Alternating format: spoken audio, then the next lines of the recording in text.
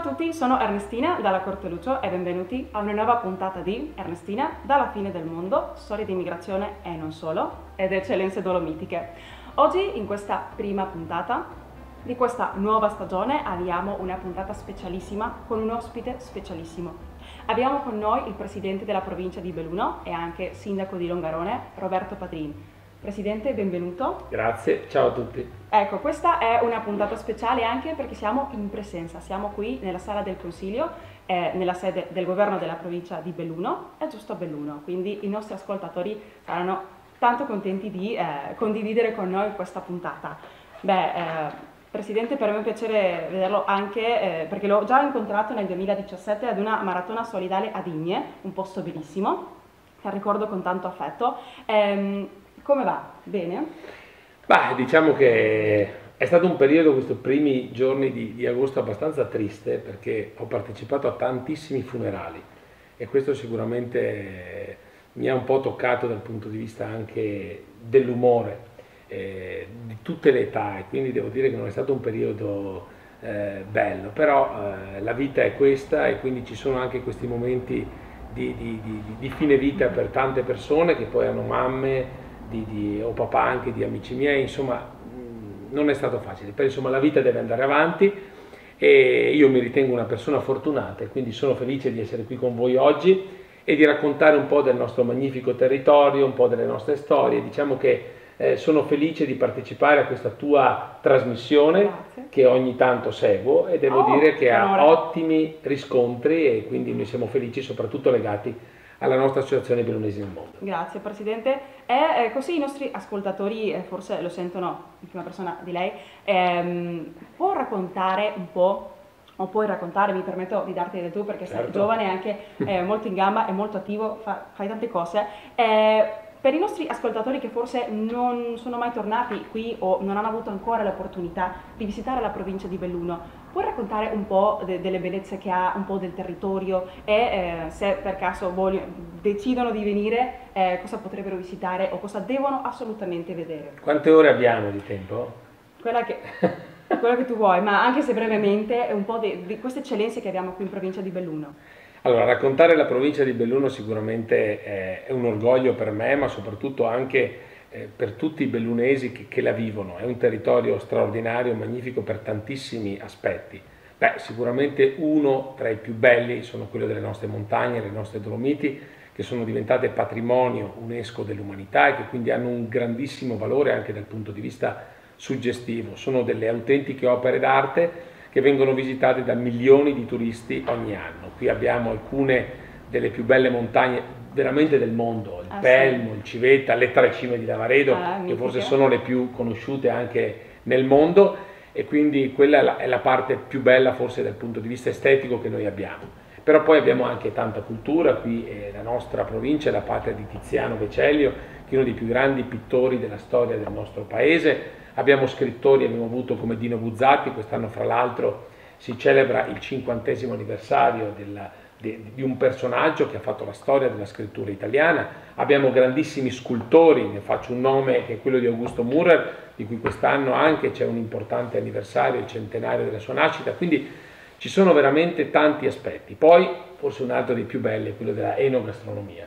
Qui si mangia benissimo come in tutta l'Italia, devo dire la verità. Però poi noi abbiamo una particolarità, la nostra provincia è la patria del gelato artigianale, questo voi tutti lo sapete, sono sicuro, anche perché molti italiani sono venuti in Argentina, in Brasile ad aprire proprio delle gelaterie e quindi quello è un nostro vanto e quella penso che sia una delle cose più belle che abbiamo e che siamo riusciti ad esportare, diciamo così, nel mondo. Sì, mi permetto anche di dire che in Argentina abbiamo grandi esponenti del gelato artigianale bellunese.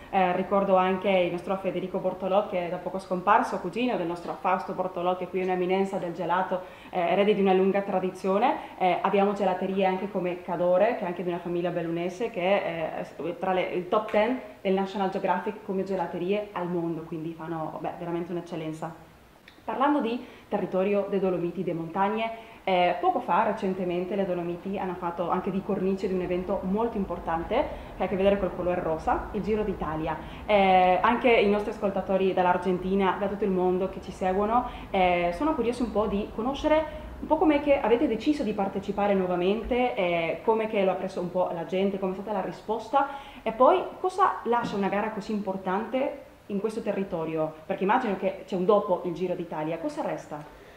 Ma noi sono anni che stiamo cercando sempre di convincere gli organizzatori del Giro d'Italia di portare nel nostro territorio più tappe possibili. È ovvio che il paese è grande, ci sono circa 100 richieste di ospitare partenze o arrivi di tappa in Italia durante il Giro e quindi scegliere la nostra provincia non è facile, però noi abbiamo dei passi dolomitici straordinari che poi spesso e volentieri decidono anche dal punto di vista agonistico il risultato finale del Giro e quindi questi spazi e anche una grandissima capacità organizzativa da parte di un mondo del volontariato bellunese che è straordinario da questo punto di vista che ci aiuta in questo percorso. Quindi noi ogni anno chiediamo la possibilità di ospitare delle tappe perché siamo convinti che il Giro d'Italia, che è il più grande evento sportivo che si svolge in Italia, sia un veicolo di promozione turistica straordinario. Ecco perché quest'anno abbiamo avuto la partenza dalla città di Belluno e devo dire che è stata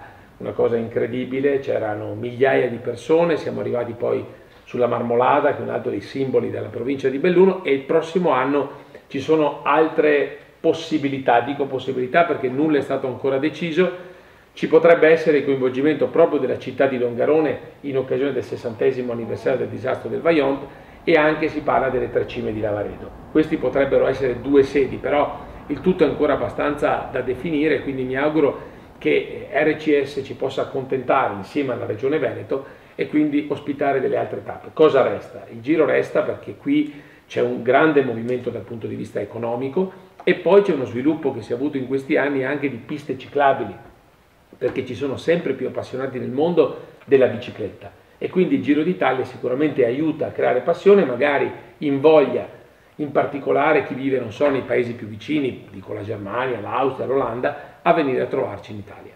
Ecco, parlando anche un po' di bicicletta e ciclismo, si sa che anche il ciclismo è uno sport eco-friendly. Come si potrebbe incentivare i giovani ad avvicinarsi sia alla bicicletta per sé, ma anche al ciclismo? Quali sono le opportunità che offre la provincia di Belluno per praticare quello sport, per esempio, quell'attività? Ma noi in questi anni abbiamo fatto grossi investimenti sia da parte degli enti locali, in particolare anche della Regione Veneto, per implementare quella che è un po' il sistema di piste ciclabili nel nostro territorio. Abbiamo utilizzato un altro strumento importante che sono i fondi di comuni confinanti, che ogni anno arrivano ai comuni che confinano con le province autonome di Trento e di Bolzano, e lì è stato fatto un grandissimo lavoro. C'è stato poi un grosso problema legato a Vaia. In quel drammatico novembre del 2018 c'è stata una parte di piste ciclabili, soprattutto quelle della Gordina, che è andata distrutta e quindi adesso per ricostruirle ci vuole sicuramente del tempo. Però si è creato questo sistema che sta funzionando moltissimo ed è attrattivo per tantissimi appassionati. Stiamo inoltre lanciando, questa non è una prerogativa della provincia di Belluno ma anche del territorio ad esempio della provincia di Treviso e dell'intero Veneto, questa nuova modalità che si chiama Gravel. Il gravel è una modalità di una gara che di fatto però non è una gara agonistica, che porta, diciamo così, i ciclisti a visitare alcuni dei luoghi che sono meno conosciuti del territorio, in strade anche sterrate in alcuni casi, strade secondarie, non le strade principali, che ti permettono di vivere il territorio in maniera diversa. Ecco, questa è un'altra cosa che sta prendendo grandissimo piede e penso che possa aiutare a creare sempre più appassionati delle 2 ruote. Ecco, immagino anche, un periodo difficile che speriamo stia per finire, che la pandemia ha avuto un impatto importante nel settore del turismo, immagino anche il ciclismo, o no? Lei vede che si sta riprendendo già quella parte o come si potrebbe aiutare a che quello sia ancora più migliore? Ma sicuramente la pandemia ha creato non poche difficoltà e ovviamente ha bloccato tantissime attività. Diciamo che nonostante adesso che non ne siamo ancora usciti, però restrizioni sono diminuite. Devo dire che questa apertura, soprattutto durante quest'estate, ha rilanciato fortemente il turismo.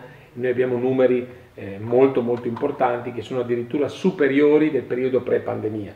C'è la voglia, dopo 2 anni, diciamo così, di chiusure, di ritornare a vivere all'aperto, di andare a visitare luoghi. Penso che questo sia una modalità che non possa che aiutare anche gli appassionati del ciclismo.